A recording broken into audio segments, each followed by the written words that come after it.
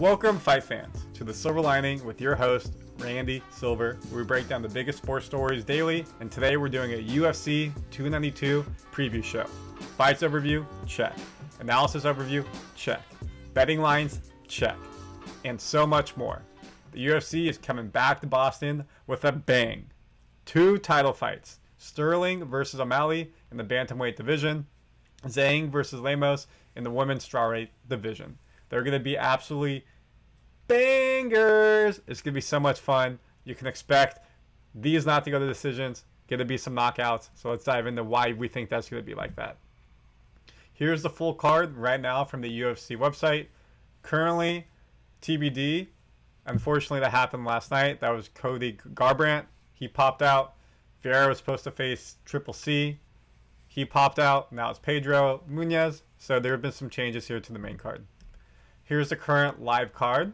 So you can take a look at this. These are the fights that are scheduled. Hopefully no one else falls out. These are the 4 fights that are canceled. Jeff Neal versus Gary. Unfortunately, Neal had to pull out. So you saw that Gary's facing somebody else, Neil Magny.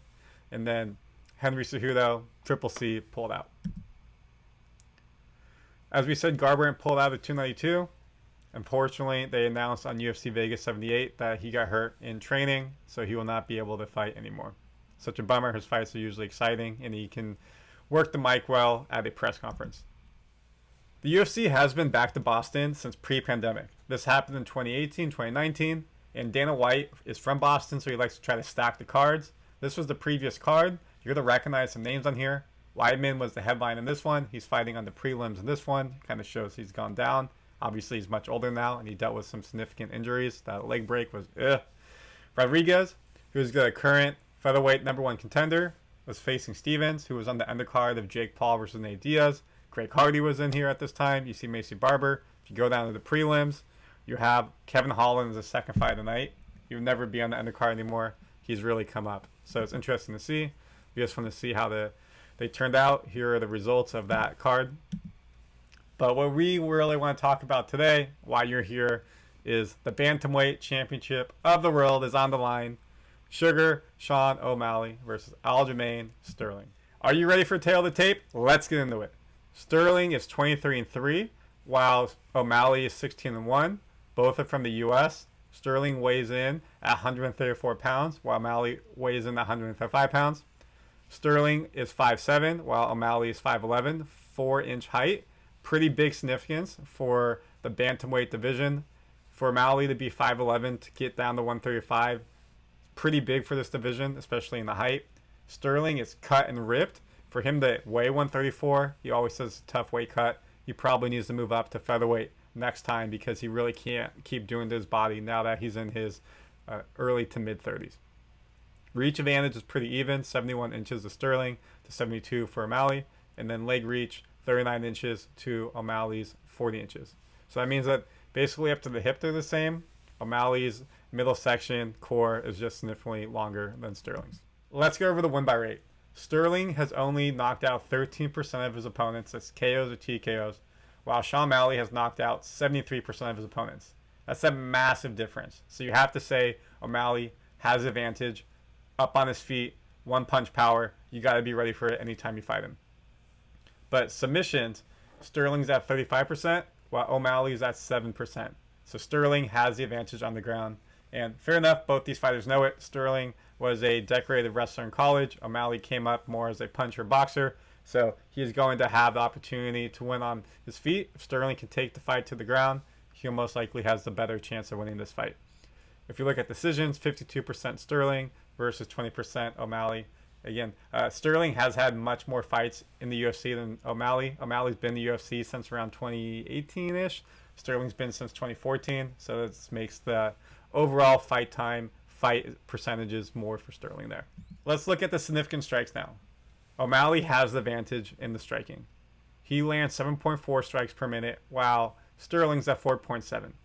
O'Malley's at 60% significant strikes landed, while Sterling's at 52%. So O'Malley's throwing more volume, and he's landing more strikes, so that makes him better up top. When you look at grappling, it's a significant difference, and this time it's weighed for Sterling. Sterling has a 2 takedowns average per fight, while O'Malley is sub 0.5, so he's not taking people down. The takedown accuracy is favored for O'Malley, 42% versus 24%, but this is because he's not really looking to take people down. Sterling is consistently, so his percentage is much lower. When you look at the takedown defense, O'Malley's takedown defense is 60% versus Sterling's 45%, so this is significant. This means if Sterling is looking to take him down, O'Malley is not bad at all in stopping them. As a taller guy in the division, it's easier to use your length to be able to hold people back. Overall odds, Sterling is minus 265 to O'Malley's 215 money line. So that means that Sterling is the betting favorite here. Odds to win by TKO are in O'Malley's favor. Odds to win by submission are in Sterling's favor.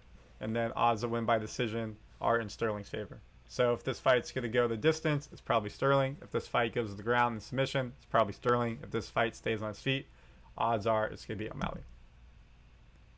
Let's look at their fight history now. Looking just strictly at Sterling for the moment, since he became around the championship, he had the Corey Sandhagen fight for the number one contender, choked him out. Then he got to face Peter Yan once. That became a disqualification because of a knee we'll talk about in a second. Then he fought Yan the second time, won by decision. Next fight against TJ Dillashaw, who was unfortunately hurt. He did not tell people before the fight. Pretty easy fight for Sterling. Triple C came back, and he won that one by decision as well. Had to lay off after 3 years. So people are saying there's a storyline for each fight that Sterling had. But hey, he's got 4 title defenses. Volk in the featherweight division has 6. So Sterling wins this fight against O'Malley. He's at 5 title defenses. You have to give him credit for that. Here's his overall fight card in the UFC, so you can take a look at it. Again, he's been there for a long time, and he's really rose through the ranks to get to where he's at today. So as we talked about, Sterling took an illegal knee on the ground. Why? You can't knee someone who's grounded, so you can see that Sterling has his knee on the ground. Yan did the knee to him, laid him out. Unfortunately, it became a disqualification, so he won the belt interimly. He was out for about a year dealing with neck issues because of it. They fought the second time. He got the belt back and won it, this time by a decision. A pretty close decision, some people would say, but he outpointed him and won. Then he fought TJ Dillashaw, and this is where, again, TJ came in hurt. He didn't tell people. He was compromised with his arm, and Sterling really just took him out and ground pounded him. And then Triple C tried to come back after the layoff, get his title back. Unfortunately, he was not able to do it. Sterling got the victory in terms of the decision, really out-wrestled him at his own game, which was impressive. So now let's go to O'Malley. O'Malley has come up through the Dana White Contender Series, which we're going to talk about after this. He's done a great job throughout his UFC career. One blemish on his record where he lost by elbows to Vera. You know, he did lose a second fight, but he got hurt in that fight. He says that shouldn't have counted. Whatever. Anyways, he really wants to be a superstar. He wants to be bigger than Conor McGregor. He's in with the Nelk Boys. He's got the young fans. He's got that crew on his side. But to become a true superstar in the fans and eyes of MMA and the world, you got to become a champion and have title offenses, and that's what he's going after. Here's him on the Dana White Contender Series. Look where he's at. I mean, that's a pretty sick tat. And now this is where he's at when he beat Peter Yan in his last fight to become number one contender. Him winning this fight, again, this was a close fight. Brawl type of fight. This showed that he was ready. Sterling beat Yan. O'Malley beat Yan. Now it's time for Sterling and O'Malley to fight. Speaking of Dana White Contender Series, here's a ranking of the top 10 fighters who've come off of it. You have one champion, Jamal Hill. If O'Malley wins his fight, this becomes the second champion to come off of the Contender Series. Dana talks about how much he loves this Contender Series so much, so this is impressive to see the development of UFC, to find these young talent, foster them in the UFC, and get them to be successful in the UFC. Another name on there, Kevin Holland. You've seen his name twice. Someone who probably has the chance to become a future middleweight UFC champion, Bo Nickel right here. He is someone who is now currently 3-0 in the UFC and is rising fast. And then you also got Rojas right here. Youngest person ever in the UFC at 17 years old. He won a contract, so congratulations to him. Now moving to the other main event, the co-main event of the evening, your women's strawweight title bout, Zhang Weili versus Amanda Lemos. Weili's record is 23-3, with Lemos having a 13-2-1 record. One is from China, that's Wei Li, while the other is from Brazil, Lemos. We got international affair. Both are 5'4". Both weigh in at 114.5-ish pounds. Reach, Wei Li's 2 inches shorter with a 63-inch reach versus Lemos' 65-inch reach. Leg reach is the same at 36 inches. When you look at striking, Lemos has a 62% KO TKO rate, while Wei Li's 48%. Submission, Wei Li's 35%, while Amanda's 23%. So this makes it look like Lemos has the advantage on their feet, while Wei Li has advantage on the ground. Both decisions are around 15%. However, Wei Li has won many fights. She definitely looks like a good boxer. So I don't think that overall there's a big advantage here. If you look, both their decisions are very small, meaning this fight is probably not going to go the full 5 rounds to a decision card. Someone's going to win this fight by a knockout or a submission. When you look at takedowns, Wei Li has the advantage at number of takedown average at slightly below 2 versus 1.1 for Lemos. Takedown accuracy, Wei Li's at 34% versus Lemos 55%. So Lemos doesn't do as many takedowns, but when she does, she gets it. Takedown defense, Lemos 81%. Takedown defense for Wei Li 66%. So relatively high. All in all, what does this mean? This fight is definitely going to stay on its feet. Significant strikes, Wei Li is at 5.7 while Lemos is at 4.5. Strikes landed is 47% Wei Li versus Lemos 57%. So that means that Wei Li is throwing more punches. However, Lemos is definitely being more accurate with those punches.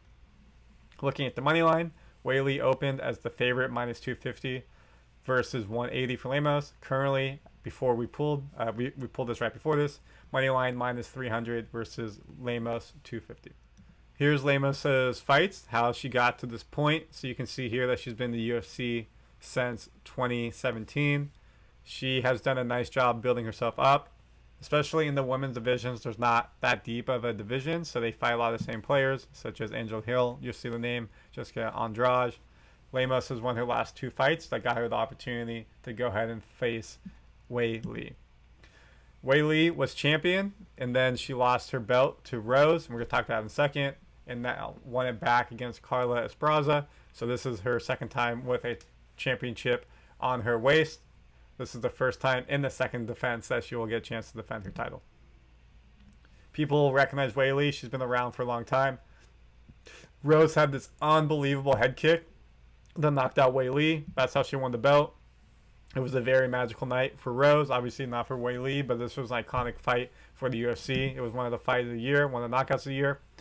Wei Li came back after fighting Rose again the second time because she was really winning that fight, and Rose beat her by decision. So now she had to fight her way back up, and here she was on the card that was in Singapore. This was one of the cards of the year. This main fight of Yuri versus Teixeira was the fight of the year. They had a fight of the year on here too.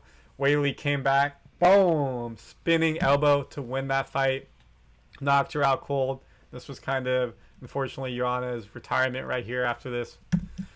And then she came back and got Esparza in the choke that got her the fight back. So now she's got her title back on her waist. That is your UFC 290 preview. We went over the main events, we went over analysis, betting lines, and much more. So comment your thoughts. What do you think? Who will win? Who won't get win? Let's hear predictions in the comments. And of course, subscribe here to Randy Silver TV.